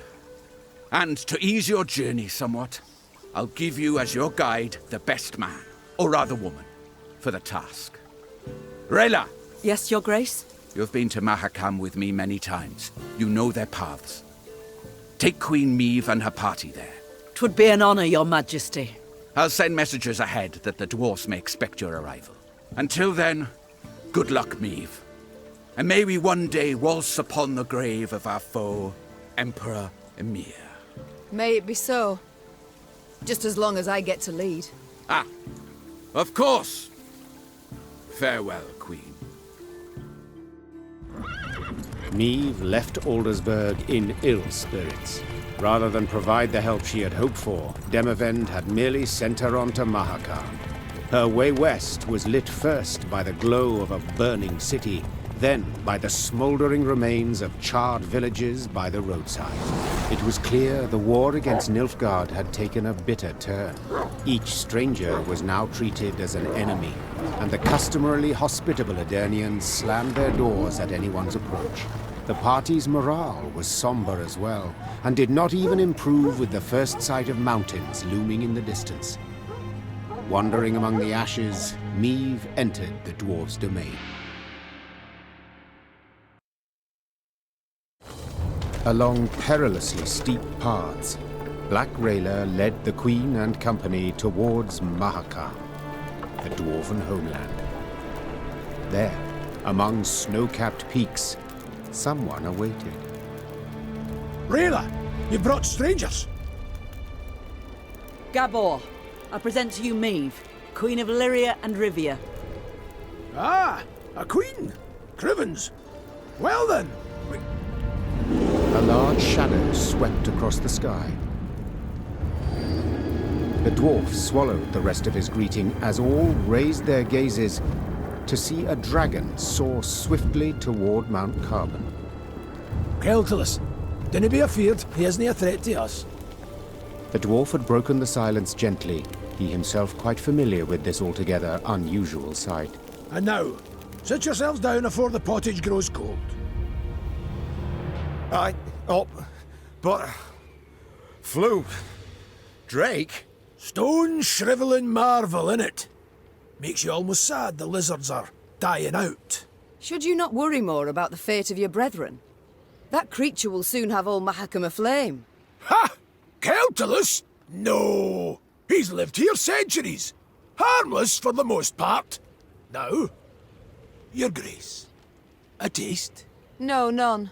Though your offer of repast I value, good sir. Oh, no need of that. Gabor, please. Enchanted to make your acquaintance. Gabor here's a true local notable, from one of Mahakam's leading clans, the Zigrins. But then he wouldn't be our guide if he wasn't. A guide for all important guests. A pleasure. And as I said, I thank you for your hospitality, but I've no time to feast now. I must speak to your ruler at once. Don't mean no offence, but Elder-in-Chief Bruverhoog's a recluse of sorts, as humans go. Didn't even meet the ones that wear crowns. But I suppose I could, meaning if you drafted a letter... Her Majesty's got Demoven's signet, given willingly. Ah. Well, that's a sheep of a different sort. We didn't let many human folk into Mahakam, and for good reason. So those who we let come through the second gate get blindfolded. Just after they've surrendered their arms at the first, but you've the leaden ring. Given one of your kind to confirm trust and amity. So, we're certain we can treat you as one of our own. Elder-in-Chief's in the pass visiting. Looking to his flock. Come on. No reason you two shouldn't jabber right quick. Though the Lyrian infantry rose half an ell taller than the dwarf, he moved with remarkable ease through the waist-high snow, while those behind him slipped and stumbled on the ice-slick rocks. Meve and Rayla trailed the party, so they might speak in private.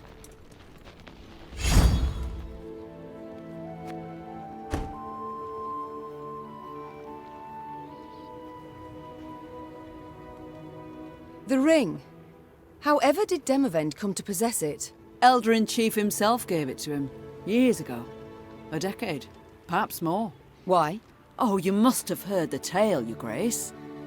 You see, formerly, Foltest of Temeria's sovereign of Mahakam, he believed it was his right to tax any land lands, so he sent collectors. Well, the dwarves felt stripped, so they stripped the collectors down to their natural state. Put them in beer barrels, they then rolled down the mountainside. Ah, my. That incited Foltest's ire, I'm sure. Indeed, Ember hot ire. A punitive expedition was assembled immediately. We're about to set off when Demavend managed to dissuade Foltest. Elder-in-Chief gave him the ring in thanks. I see it all now. Prevented Mahakam's slaughter, Demavend did. Your Majesty, Demavend prevented a slaughter, true. But Foltest's in the Temerians, not the dwarves. Mahakam and fortifications. Well, you'll soon see. No human will take them, ever. The Elder's gratitude, then? Not certain I know where it came from. Had the dwarves crushed the Temerians? No, when they had done so, what would have happened? Why, retaliation against all non-humans in Temeria. Bruver knew this, so in fact, Demavend saved them. Exceptionally provident, the Elder-in-Chief. And shrewd as a swarm of snakes.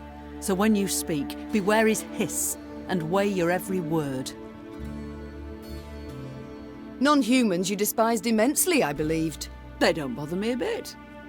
Long as they stay in their lands, seek fortune nowhere else. I detest only those who infest our cities. humbly insist on belonging to our guilds, holding office in our institutions, armies. Yet some find a place for themselves, blend in marvellously. It's never lasting. They're different, odd. Strain's inevitable. And then they'll always stab a human in the back. Rayla, your aid proved an unexpected bounty.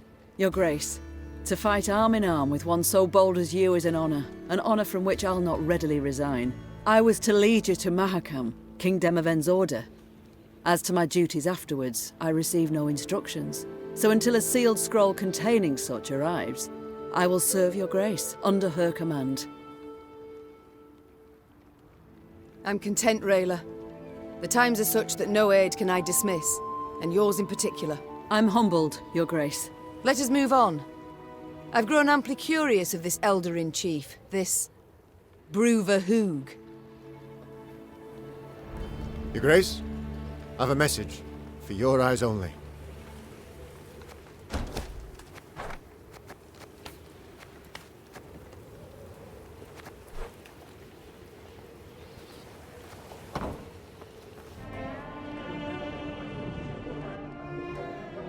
Isbel? Apologies. Thoughts consume me sometimes. Is there something you need? Since we left Edirn, you've seemed unsettled. Is all in order? I've seen many wars in my time. All ugly, all repulsive. But what the Imperials did at Aldersburg was... it was unforgivable. Nilfgaard. That's what it does, Isbel. They seek here to repeat the rape of Sintra, the slaughter there. Yes, I saw that. I was there. And at Sodden. Then you know of what they're capable? After Sodden, I took an oath never to take part in another war. Such suffering, such hatred, senseless, all those deaths. Senseless deaths? Our troops sacrificed their lives in defense of their homeland, loved ones. I must believe there's a better way. Forgive me, Mum. I must gather my thoughts. Never mind about me, though. I shall perform my duties to my utmost, as ever, as always. You speak with my soldiers a good deal. Said so yourself. I'd like to know what about. Corporal Larkin, Ma'am. Do you know him? Captain Oisin, perhaps? Or Lieutenant Tegan?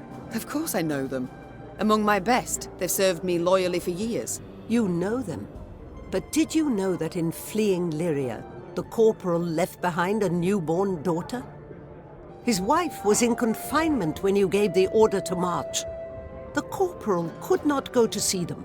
And true, the captain has no wife, no child. But he's not seen his brother in 5 years. Never once been granted leave. Your General Odo's orders always taking precedence. Allow me to guess. You shall now tell me Tegan abandoned his sick mother to follow me. No, Ma'am. Count Caldwell's men murdered the lieutenant's kin. Retaliation for his joining your rebellion. He learned of this just recently. Enough. You've made your point. Yet even were I to order them to return, they wouldn't listen. They know they've got nothing to go home to while Nilfgaard occupies our land. Duty calls. I must go. Of course. Should you need me, I'll be here. Yes, Your Grace?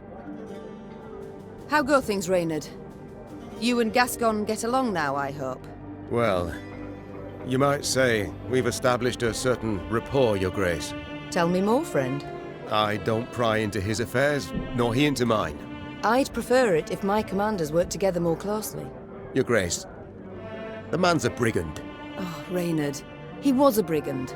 I must disagree, I fear. Yes, he stopped thieving for now, but only because it's convenient, so to speak. Gascon isn't a changed man. He still hasn't an ounce of honor, dignity.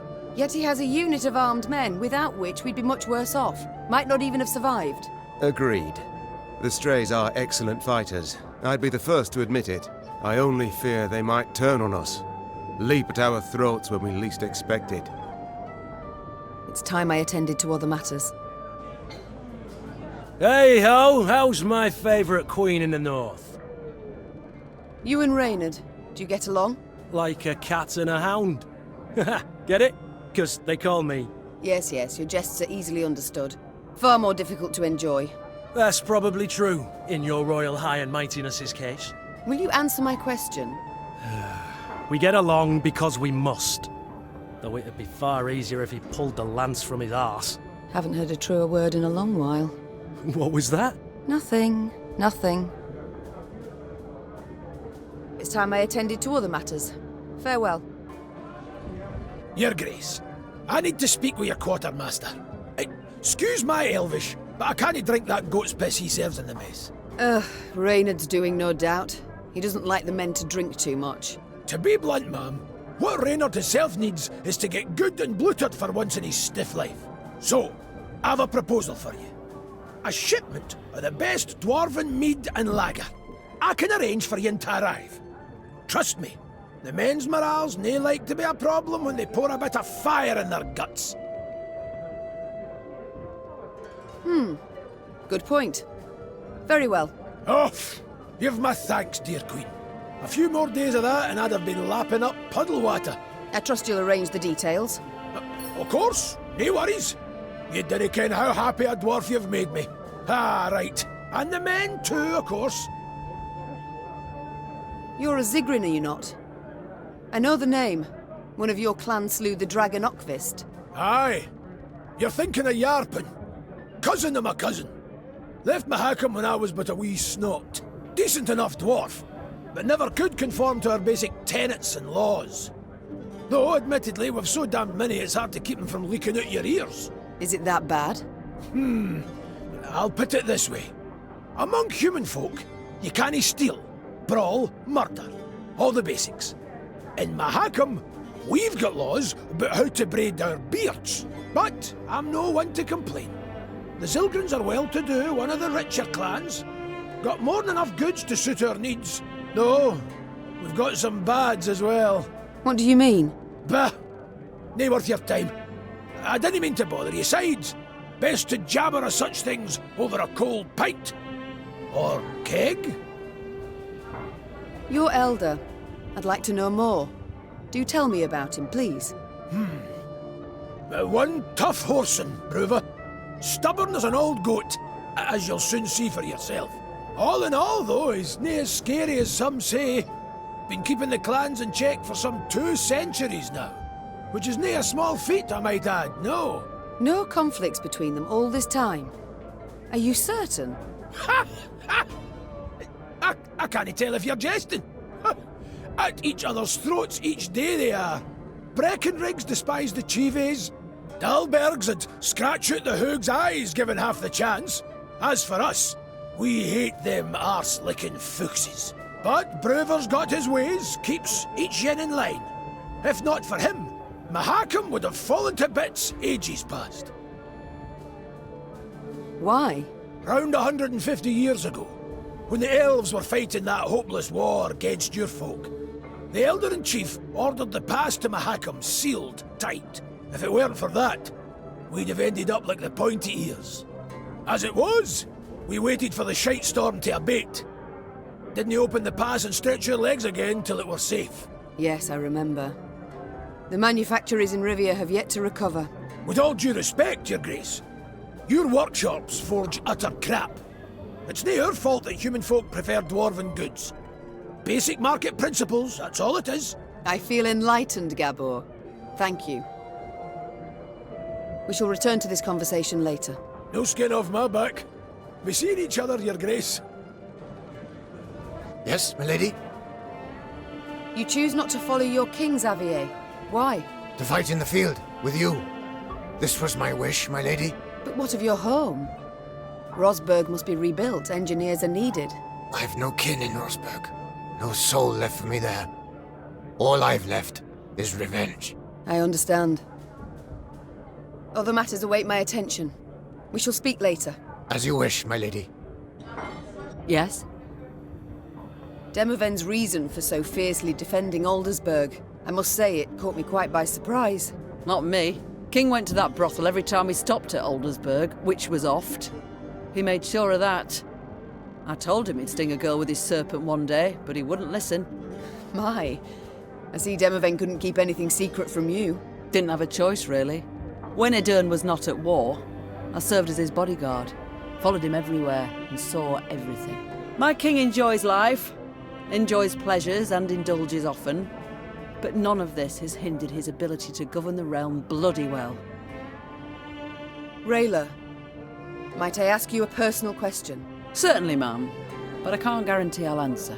You see, Nilfgaard marched into my land, invaded, stole my crown, slaughtered my folk, and topped it all off by turning my own son against me. Yet, the hatred I hold for them's a mere shadow of the passion that grips you. You lust for the blood of every last Scoia'tael. Haven't heard a question yet, Your Grace. What did they do to you, Rayla? What happened to make you who you are? Elves and humans, they can interbreed, but you must know that. My mother was an elf, making me half of one. We lived in a hamlet, and all around us knew. The other children would bully me, beat me, spit in my face. No, why? Because they feared the Scoia'tael. But powerless, fully aware they could not defend themselves, they took their fear and shame out on me. The Scoia'tael sow hatred and terror between the races, and that will not change. It will not disappear, as long as their bloody rebellion continues. I must go. We'll speak later.